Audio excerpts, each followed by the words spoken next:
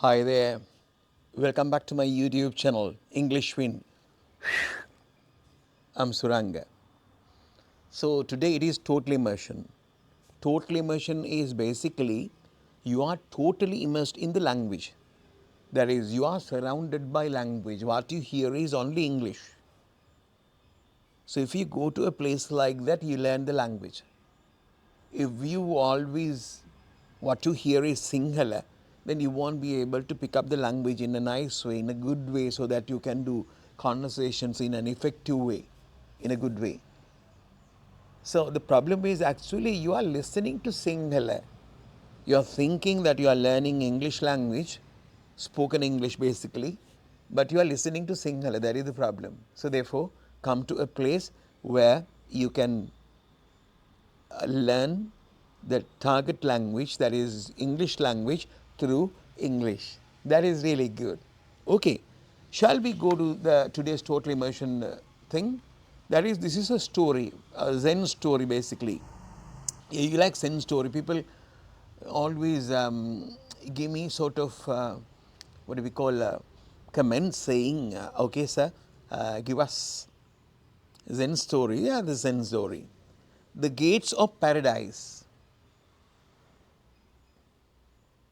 The story is the gates of paradise. You know what gates are? Maybe you have no idea what the paradise is. I am going to tell you what paradise is, excuse me. Yeah. The gates of paradise. Yeah, going to the story. A soldier named Nobushi came to Hakim, not Hakim, Hakim, and asked, is there really a paradise and a hell? A soldier named Nobushi. What is the name of the soldier? Nobushi. Came to Hakim. He went to meet Hakim. Who is Hakim? A politician? No, not a politician. A Hakim, and asked, is there really a paradise and a hell? Is there really a paradise and hell? I want to know whether there is paradise and there is hell. That is what I want to know. Who said? Soldier named Nobushi from Hakim. Now the problem is, now the words are paradise, heaven and hell. I am going to tell you what paradise, heaven and hell. Sorry, paradise, hell and yeah, that is it. Is there really a paradise and a hell? Paradise and a hell. What is basically a paradise? Paradise is a place or a condition. It can be a place like this. The people say, it's really a paradise. And it can be a condition, yeah. So for example, if you go to, if you are really, really hot, I mean, that is under the hot sun, you become really tired and you are perspiring, you are sweating, and you go into a room where you can hear the music, very beautiful, soothing to ear, beautiful music, and then at the same time it has an AC so that you become really comfortable. Then you would say, oh, this is a paradise, but nothing can be seen. But that is the condition. So if the condition is something what you like and the place is what you like, exactly what you like, that is really a paradise or of great happiness. If a place of great happiness and if it seems to be that what you want really exactly, that is a paradise. Yeah. Now you understand what paradise is. I am not going to tell you the single word. Yeah, okay. And the hell, yeah, your paradise. Yeah. Paradise is basically where, I mean, you would be jubilant, you would be really happy. Okay, hell. Hell is the quite opposite. And you go to hell, and when you do bad things, there are Yamapallos in the hell, as you know. So paradise or heaven is like that. The hell is somewhere, people say that is inside the earth, the hell. We don't know. Yeah. So, yeah. When people are extremely angry, they will say, yeah, go to hell. Don't say that, that is not really a good thing. Hell. Hell is where Yamapallo lives. So then soldier named Nobushi came to Hakim and asked, is there really a paradise and a hell? Paradise is just like heaven in a way. Heaven is place where you find everything you want. God Sakra, God Vishnu and everybody, as they say, they have what they want. Yeah, go to heaven. Yeah. Paradise and hell. Yeah. His question was whether there is a paradise and whether there is a hell. Actually, though they exist. Yeah. Now, asking from Hakim. Who is Hakim? Hakim is, I didn't tell you, I think. Hakim is considered to be a person who was supporting the sort of Rinzai Zen Buddhism in Japan. Rinzai Zen Buddhism in Japan those days. He was a writer, he was a priest, and he was an artist. I mean, I'm talking about Hakim. Yeah. And he has died in January 18th, 1769 in Japan. Yeah, okay. As they say, as the books say. However, Hakim is really a very intelligent guy. So, related to Zen Buddhism, yeah, Rinzai Zen Buddhism. So, people went to seek his advice. When people had problems, they went to Hakim to ask, excuse me, sir, I have a problem like this. So, something like that. This guy must have asked, excuse me, sir, I want to know whether there is a heaven, something like heaven and a hell. Yeah, that is really a problem. Always the problem is haunting me. Haunting me means troubling me. Yeah, something like that. Then Hakim asked, the wise guy asked, who are you? Inquired Hakim, that is, asked Hakim. I'm a samurai, O samurai. I'm a samurai. The warrior replied, I'm a samurai. The warrior replied, samurai and warrior, two words, yeah. Who are you? Inquired Hakim. I'm a samurai. The warrior replied, samurai. Basically, yeah, samurai is a soldier in Japan between, I think, 17th and 19th century. There were samurais, warriors, great warriors, fighters, good fighters. And they basically are a member of a military class of high social rank. High social rank is not they were fighting for man in the street. That is not they were fighting for the people like us. They were fighting to protect kings or sort of big people. Yeah, of very high social class. They were in samurai. Sort of warriors, sort of fighters. Warrior is a fighter. Warrior means really a fighter, that is a soldier or a fighter of a skilled fighter, not a general fighter, not a general soldier, a normal soldier that you see. Some people are really intelligent, some people are really skillful. If you want to win the game, you use a warrior. You are quite sure that they would do it. So, warrior is a skilled fighters, intelligent, very intelligent. Yeah, that is it. So, who are you? Inquired Hakim. I'm a samurai. The warrior replied, now you know what warrior is, skilled fighter. His question is whether there is a hell or heaven. Yeah. You're a soldier, exclaimed Hakim. You're a soldier. His Hakim said, you're a soldier. At the end of, in the description, I'm going, not in the description, at the end of this video, I'm showing you a conversation between the Hakim and Nobushi. That would be really helpful. Yeah. You're a soldier, exclaimed Hakim. You're a soldier, exclaimed Hakim. You're a soldier, exclaimed Hakim. He laughed at Nobushi. What kind of ruler would have you as his god? What kind of ruler? What kind of ruler, not a foot ruler? Ruler is the person who is controlling a country or a region. Now, the one government is ruling us now. Those days, British were ruling us. Ruling was controlling somebody, controlling an area, rulers. What kind of a ruler? Kings were rulers those days. What kind of ruler would have you as his God? What kind of ruler? I don't understand. In other words, he says, Hakim says, I don't understand. What kind of ruler would have you as his God? I don't understand this. What kind of ruler? Is that a ruler that keeping you as his God? See? Something like that. A ruler is keeping you as a God. I don't understand this. What kind of ruler would have you as his God? Your face looks like that of a beggar.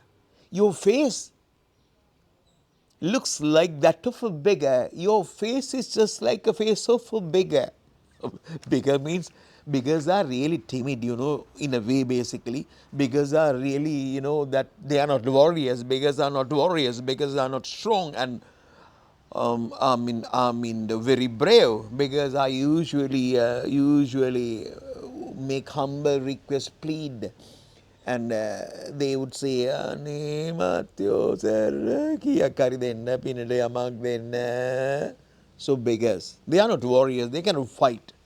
They are really feeble. They are very weak, and they try their best to have something to eat. So then, yeah, Nabushi, I don't understand why people keep you as a guard, a bodyguard or whatever. Your face is just like a beggar, of a beggar. Oh, what kind of ruler would have you as his guard? Your face looks like that of a beggar. Nabushi becomes so angry. The warrior became so angry. They have been trained to become angry actually, when things appear going against them. Yeah. Nabushi became so angry that he began to draw his sword. He began to draw his sword. You know what sword is? Sword. Shum, shum, shum. Sword. He began to draw his sword. Draw means dragging. Drawing is, taking it out. No, not completely. He started doing that.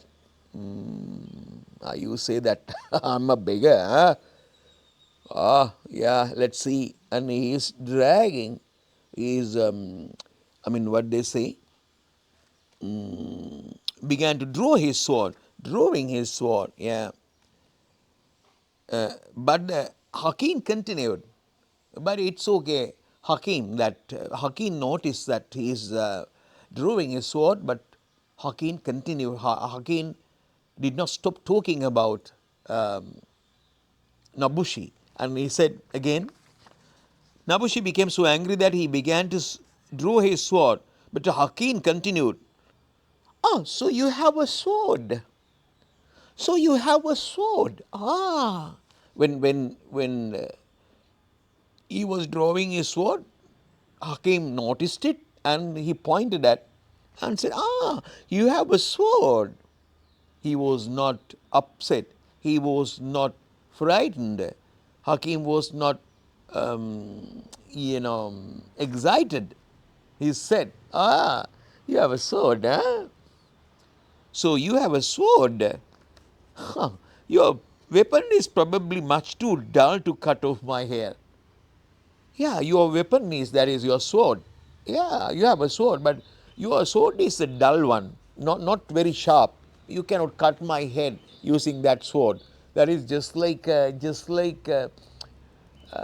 very blunt knife. Yeah. Began to draw his sword, but Hakim continued, so you have a sword, your weapon is probably much too dull to cut off my head. You cannot, you are drawing your sword to cut off my head, but you can't do that because your sword is really dull. He condemned the warrior. Then Nabushi drew his sword. Nabushi was actually very upset and he was really angry. Yeah, he became really emotional. And so you have a sword, your weapon is probably much too dull to cut off my head. As Nabushi drew his sword, Nabushi drew his sword, he completely taken it out from the sheath. Sheath is something where, sheath is this is the sword. You have to take it out from the sheath. This is the sheath.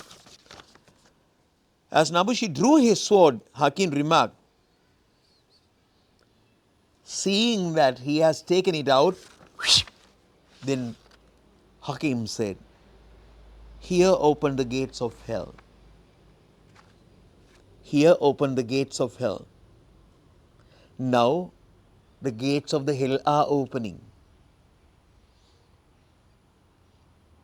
Hakim said, Nabushi, now you asked me whether there is hell or and heaven. Now the gates of the hell are opening. He became really angry. He wanted to kill that guy. So that is the moment that hell exists. Hell come into existence. Hell starts when you become bad. Yeah, very nice. As Nabushi drew his sword, Hakim remarked, he opened the gates of hell. At these words mean, when he listened to these words, that who listened to? Nabushi listened to these words. At these words, this samurai, at these words, when he said these words, Hakim, the samurai, perceiving the master's discipline, realizing something using your senses, perceiving is actually realizing something, not at once you can see. Now, for example, when you think, you just think like that, you can see a dog. I would say, it's a dog.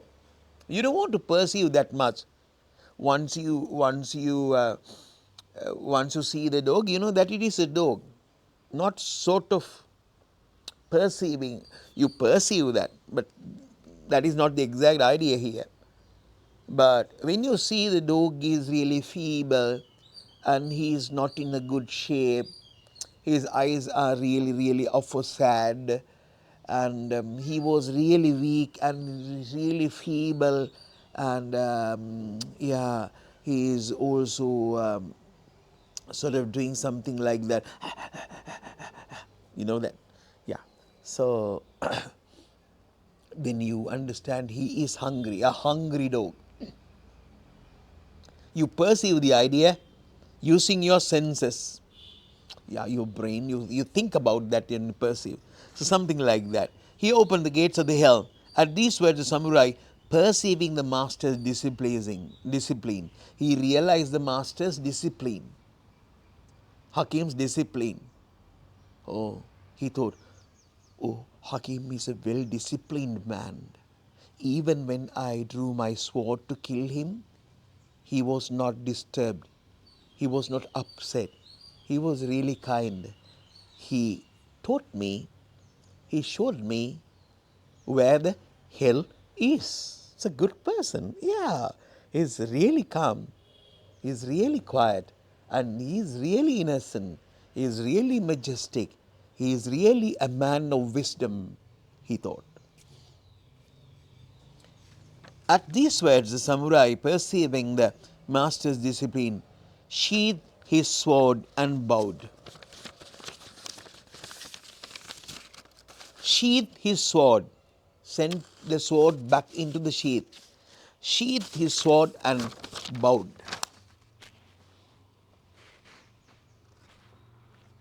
Clear? At these words, the samurai, perceiving the master's discipline, well disciplined, sheathed his sword and bowed. Here opens the gates of the paradise, said Hakim. Here opens the gates of the paradise, said Hakim. Now the gates of the paradise are opening for you. Then Hakim realized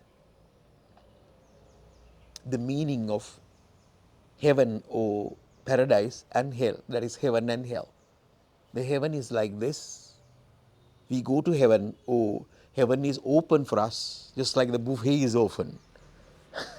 People say, now buffet is open. Not for that particular time. Yeah, maybe we go to a wedding and we are really, really hungry, but we cannot go to the buffet. It is not open. And somebody would come and say, yeah, now the buffet is open. Yeah, you can join. Something like that. Heaven is not always open. Oh, very good idea. Heaven is not always open. When you become really good, when you do good things, good deeds, the gates open. And when you do bad things, the gates closed and gates of hell opens.